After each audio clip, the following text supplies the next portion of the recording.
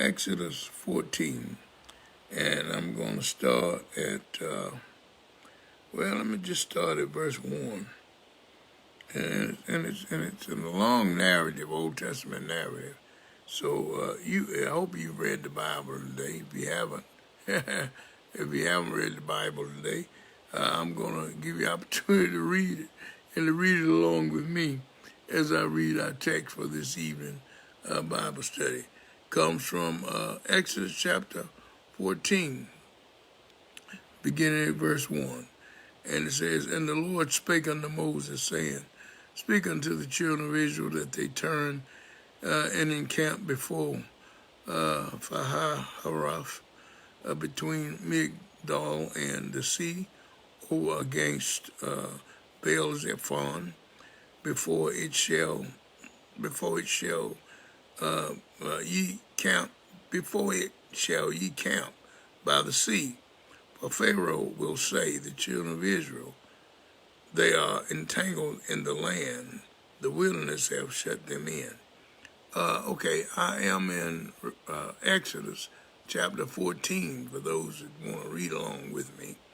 Exodus chapter 14, all right? And I'm picking up at verse 4, and it says, And I will harden Pharaoh's heart, that he shall follow after them, and I will be honored upon Pharaoh and upon all his hosts, that the Egyptians may know that I am the Lord. And they did so. And it was told the king of Egypt that the people fled, and the heart of Pharaoh and of his servants was turned against the people. And they said, Why have we done this, that we have let Israel go from serving us? And he made ready his chariot and took his people with him.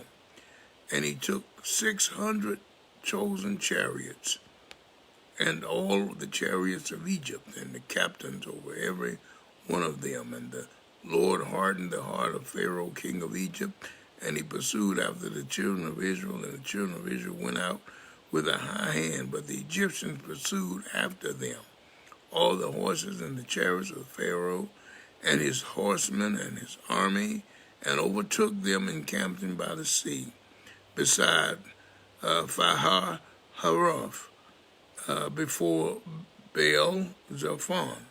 And when Pharaoh drew nigh, the children of Israel lifted up their eyes, and behold, the Egyptians marched after them. And they were so afraid, and the children of Israel cried out unto the Lord.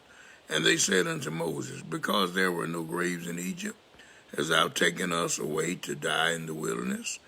Wherefore hast thou dealt thus with us, to carry us forth out of Egypt? Is not this the word that we did tell thee in Egypt, saying, Let us alone, that we may serve the Egyptians? For it had been better for us to serve the Egyptians than that we should die in the wilderness. And Moses said unto the people, Fear ye not, stand still and see the salvation of the Lord, which he will show you today. For the Egyptians whom ye have seen today, ye shall see them again no more forever. The Lord shall fight for you, and ye shall hold your peace. And the Lord said unto Moses, Wherefore criest thou unto me? Speak unto the children of Israel that they go forward. But lift thou up thy rod, and stretch out thy hand over the sea, and divide it, and the children of Israel shall go on dry ground through the midst of the sea. And I behold, I will harden the hearts of the Egyptians, and they shall follow them, and I will get me honor upon Pharaoh and upon all his hosts, upon his chariots and upon his horsemen. And the Egyptians shall know that I am the Lord, when I have gotten me honor upon Pharaoh, upon his chariots and upon his horsemen. And the angel of God, which went before the camp of Israel, moved and went behind them, and the pillar of the cloud went from before their face and stood behind them. And it came between the camp of the Egyptians and the camp of Israel. And it was a cloud and darkness to them, but it gave light by night to these, so that the one came not near the other all the night. And Moses stretched out his hand over the sea, and the Lord caused the sea to go back by a strong east wind all the night, and made the sea dry land, and the waters were divided.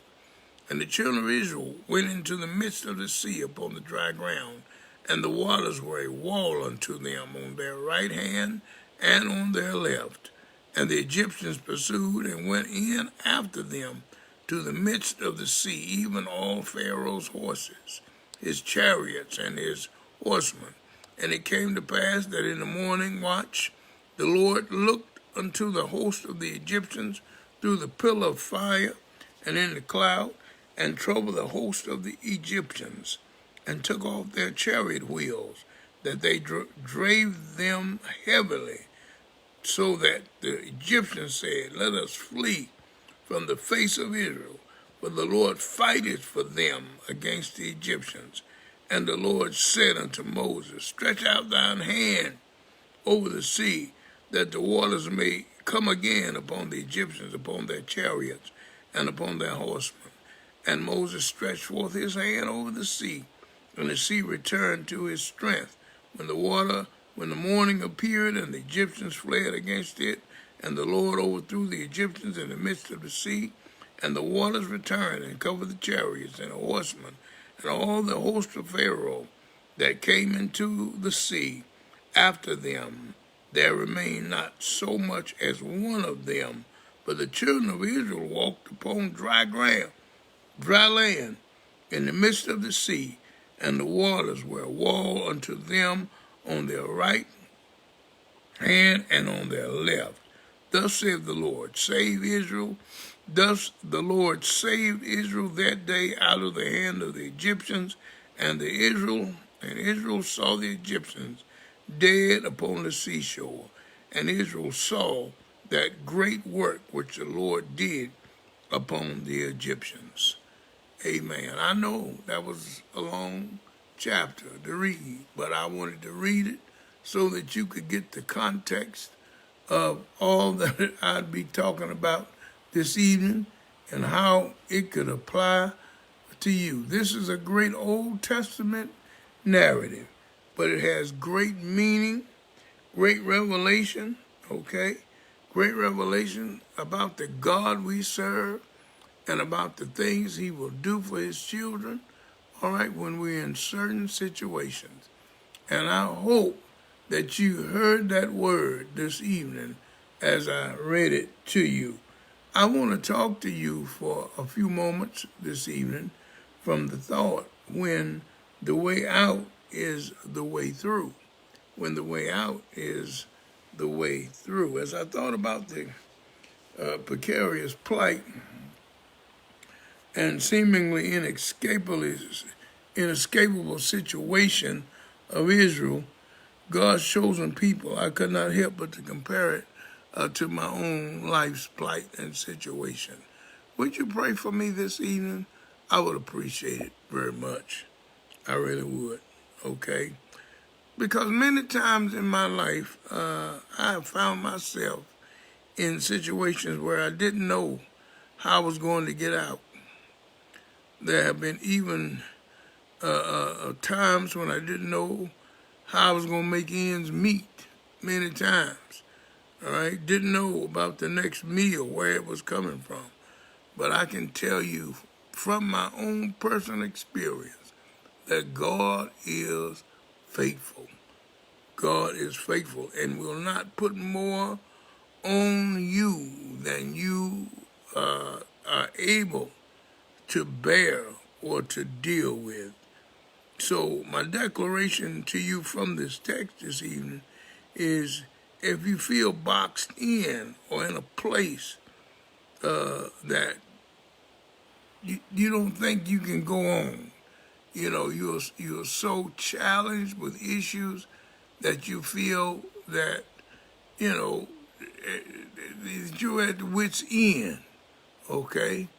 Well, I wanted to go on to say to you, like the song says of old time, the old people used to sing, old folk used to sing, and they would sing this song, if you just hold on a little while longer, if you just keep the faith through the night, if you just hold on a little while longer, everything will be all right. No matter what you're faced with, no matter how you feel boxed in, no matter how you feel you're at wit's end, if you just hold on a little while longer, God will come through for you. The narrative and the storyline of this particular chapter is rather dramatic. It's breathtaking when you read it in its entirety. Okay? It denotes what God can and will do in defense of his chosen people. I would ask you this evening, are you a chosen child of God? Are you a people of God? Well, then, if you are a people of God, if you are one of his chosen, then listen, you can lay hold on the principles of this chapter. You can lay hold on the promises of this chapter. Okay? It tells us how he can make a way even when there is no way. Okay? And I think this is kind of the foundation verse or text that our forefathers used when they said he can make ways out of no ways. You hear that very popular saying even in the church today. All right? And we would say hallelujah, hallelujah, because we know he can make ways out of no way. The text is also has a tragic portion to it because it reveals also the human element, okay? And we see this very clearly. We see God in an awesome way, but we see the fallacy of man, how man will only trust God as far as he can see, okay? When he can't see any further with a natural eye, that's usually as far as his trust and confidence in God would go. But God is calling us to have faith. He's calling us to believe in him and in his word beyond what we can see, okay? Beyond what we can fathom with our natural eye. Now, that's as far as man is concerned. Mind you, this is not as far as God can see, but as far as man can see. All right? Proverbs 15:3 says, for the eyes of the Lord are in every place, beholding the good and the evil. Okay, not only are his eyes in every place, we are told in Isaiah 42:9 that the former things, behold, the former things are come to pass, and new things do I declare. Before they spring forth, I tell you of them. Now, what I'm suggesting is God knows our deliverance is already in place, even though we can't see it. Okay? When we feel boxed in, when we feel that we can't go any further, there's no way out, okay? God already knows the way that he's given us to get through it. He sees it. He sanctions it. He summons it, okay? And deliverance will come to pass. Now, you should get this, I hope you get this ingrained in you this evening, this chapter. You know, maybe if not what I say, but what is said in this chapter, because this chapter has great relevancy, okay, to who God is, to who he wants to be in our lives, and what we can expect from him when we get in these situations. Your way out is already prepared. Can you hear me tonight? Your way out is already prepared. God doesn't fix any dead-end streets. He specializes in thoroughfares. The God I serve will carry you through. He will allow you to get blocked in just so he can show you how he can get you out. David said, he leads me through the valley of the shadow of death. He knows, God already knows how we're going to get out of this situation. He knows the way. He knows the way out. He knows the way, that the way out is often the way through. Okay? And so the same Jesus who declared in John 14:6, I am the way, the truth, and the life.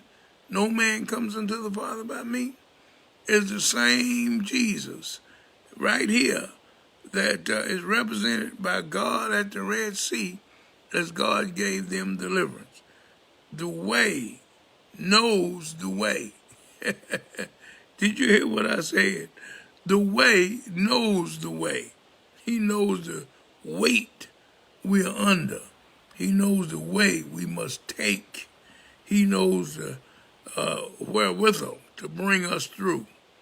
Yeah, God is going back is not an option. God is going to get us through. So we need to think in terms of going through, not going back. Going back is not an option. And so as we encounter the children of Israel here this evening, they are a nation on the move. They are moving to freedom. Okay, they are on their way out, but they are also on their way in. All right, they're going to the promised land. That's what God promised them they would go. All right, their future is very bright, but not at this very moment. At this very moment, that truth doesn't reveal itself as being true. The past of slavery is over, behind them. These problems are back in Egypt. Their great leader, Moses, had led them out of bondage, and now they're on the refreshing highway to freedom, or they think they are. Yeah, that relates to us as a people, okay? When we received the Emancipation Proclamation, we thought we were out, only to be hit a little later on with Jim Crowism, okay, and all the other things that went prior to that, okay. We were not as free as we thought we were, okay. Satan doesn't give up easy, and he still doesn't give up easy. He doesn't want to let us go. But I tell you what, you look to God, and God will do what's necessary to make him let us go. We look to God, all right? And so their leader, Moses, their great leader, has led them out of bondage, and now they're on their way to freedom, or they think they are anyway. But here comes the great Pharaoh with his chariot wheels and with his soldiers, with his army, okay? And I can hear disgruntled Israel as they turn on the one who had done so much for them, and the God who had been so good to them. Now they're in a little trouble, and they turn on both God and on the leader. Can't you hear them as they rehearse how good they had it back in the land of Egypt? And they said to Moses, verse 11, because there was no grave in Egypt, hast thou taken us away to die in the wilderness? Wherefore hast thou dealt thus with us, to carry us forth out of Egypt? Verse 12, is not this the word we did tell thee in Egypt, saying, let us alone, that we may serve the Egyptians? For it had been better for us to serve the Egyptians than that we should die in the wilderness. Yeah, when faced with opposition, okay, when we come up against, when our backs are against the wall, when we can't physically see our way, we have a tendency of turning on the leader and turning on God and turning our face away from God. Israel's desire was to go back to the place of their peril. God had delivered them from that particular place, but hardship revived their desire to go back. I say hardship revived their hardship to go back. Okay? Yeah, and too often we allow trouble to drive us back, okay, rather than to give us momentum to go forward. When our blessings lie ahead, with the sound of the enemy soldiers echoing in their ears, they thought about how good things were back in Egypt. They forgot they were slaves. They forgot the sting of the taskmaster's whip. They forgot the sad shape they were in back in Egypt. But most of all, they forgot the goodness and the faithfulness of the Lord God. But God is a mysterious God, and he moves in mysterious ways. He positioned Israel in a manner that they could not go back, okay? Couldn't go back. And it was not an option to go back. To go back was to meet with sudden death as they would come face to face with Pharaoh and his forces. And so listen to the words of the Lord in response to Israel's complaint. They were better off, verses 11 and 12. They were better off when they were back in Egypt. You know, that just makes me think about some people when Dr. King was leading us back in the civil rights era out of that bondage, okay, of that particular racism. He was leading us out of it, okay, and there was some on our side that was fighting him, okay. They were fighting of his own kind was fighting him when he was fighting on their behalf. I often think about that, okay.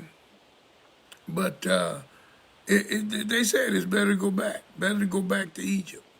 And verse 15 says, and the Lord said unto Moses, wherefore criest thou unto me? Speak unto the children of Israel that they go forward, but lift up thy rod and stretch out thy hand over the sea and divide it, and the children of Israel go over on dry ground through the midst of the sea. Somebody didn't get that. Lift up your rod and go forward. No. Don't think about going back. Think about going forward, okay? They were ready to go back, but God's will was for them to go forward. Yeah, I empathize with their fear of going forward in view of the seemingly insurmountable obstacles in their way. I understand their feelings of defeat as there appeared to be no way out. And I don't know about you, but I've been in situations like that where, the temptation was to go back. I've been there, experienced that. And some of you no doubt have too. But if you read verse 16 again and listen to what it said, God said, your hearts will be encouraged and your spirits will be lifted. Listen what he said. And the children of Israel shall go on dry ground through the midst of the sea. Go through, okay? Going through that trouble, going through it. Listen to me. Going through it, God will carry you through it, okay? I know this is something that Sister Earlene would need to hear this evening in the loss of her husband, and I know she doesn't want to face what she's dealing with, but God will take her through it. He will take her through it to the other side. And so that's what he does for the children of Israel, in the midst of the Red Sea. Okay? The command to go forward was followed by the promise that they would go on through the midst of the sea. They had given in to this being their last day, but God said, no, you going through. Israel thought they were through, but God said, you're going to go over on dry ground. You're going through. They thought they wouldn't make it through, but their God said, go on through, go through. And so the way out is to wait on the Lord. The way out is to way through. Going back is not an option. And so has God ever delivered you from a place where the doors were closed and you couldn't see your way through? Okay. In some places you can get to, they'll look like that. They certainly will. Yeah, okay. But we need to go through. We need to go through. There's some places you just don't need to be there in the first place. There are some people you don't need to be around. There are some experiences you can't afford to repeat. There are some habits you need to break and stay away from. There are some people you need to flee because there are some relationships that are just not good for us. And they're not in our best interest, okay? And God knows this. God knows all, about this. And so God delivers you, He delivers me, He delivered the children of Israel from these kinds of situations. You should not go back. I will go anywhere, provided it is go forward. Okay? That should be your attitude. Giving up is not an option. Okay? The sight of the Egyptian army got the best of Israel. Notice verse 10. And when Pharaoh drew nigh, the children of Israel lifted up their eyes, and behold, the Egyptians marched after them, and they were sore afraid. And the children of Israel cried out unto the Lord. And the children of Israel lifted up their eyes as they saw the approach of the destroyer.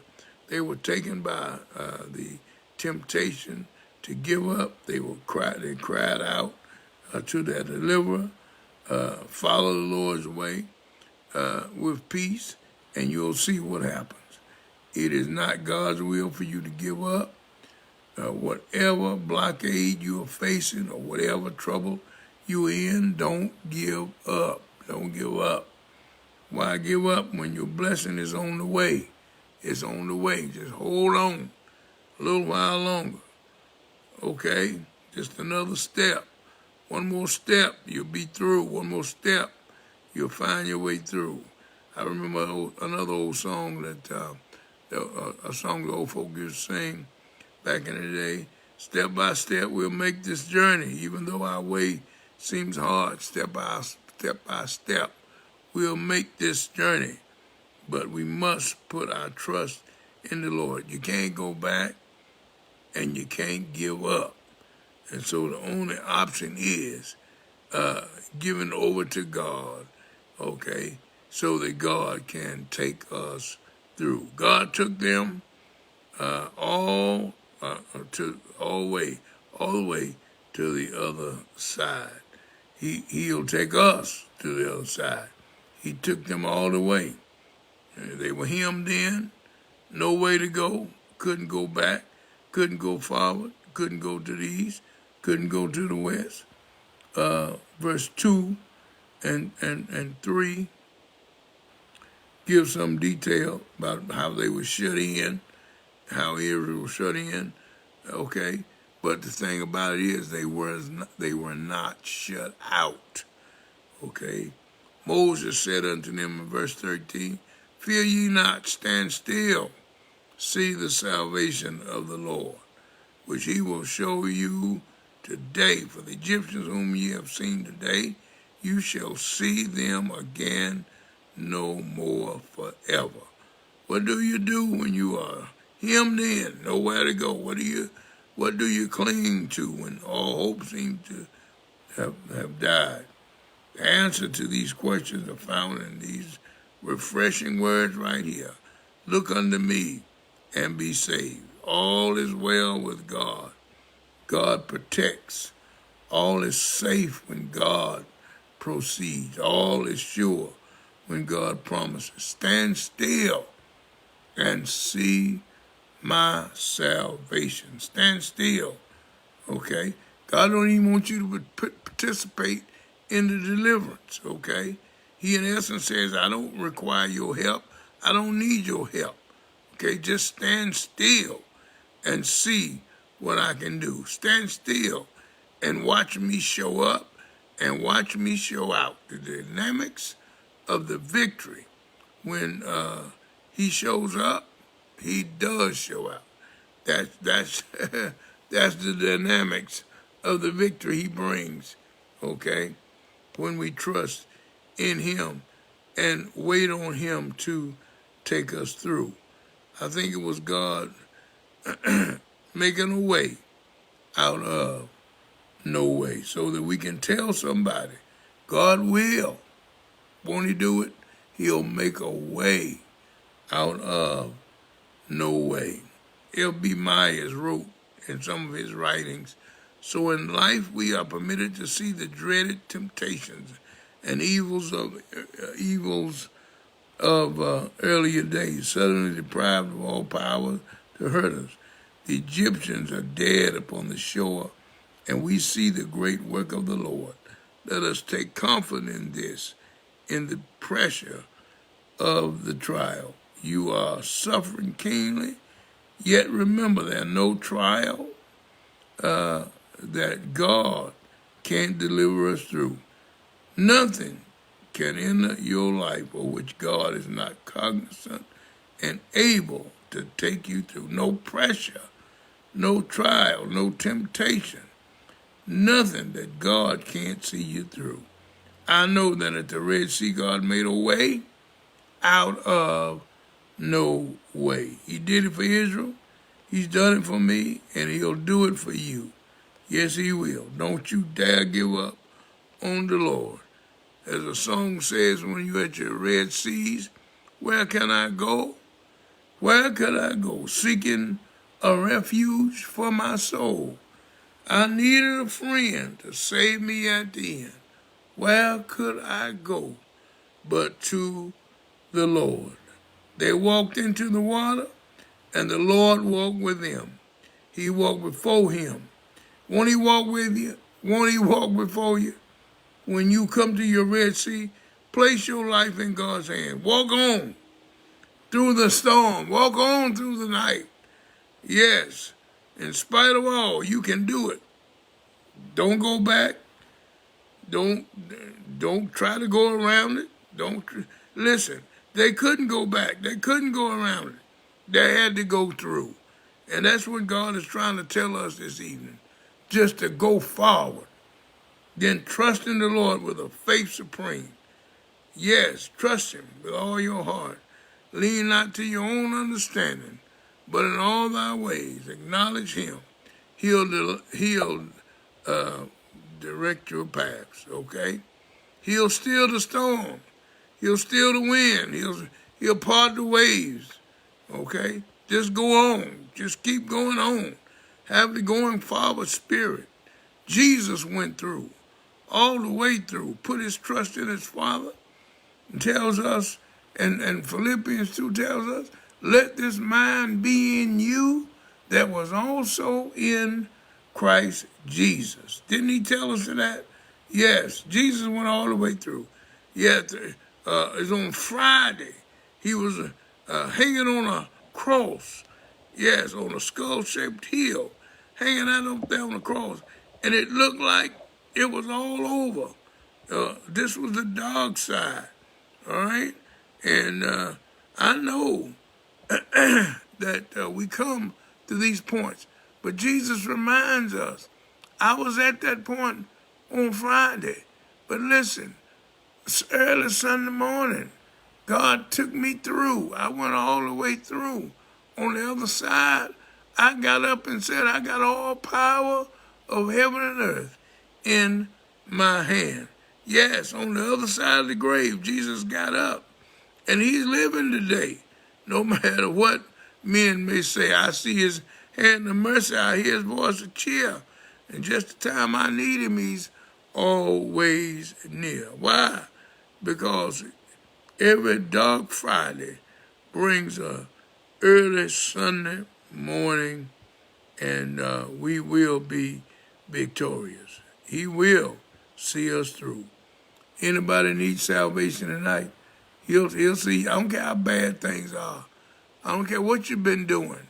Listen, he'll see you through. He'll see you safely through if you put your trust in the Lord. You need salvation? Come to Jesus tonight.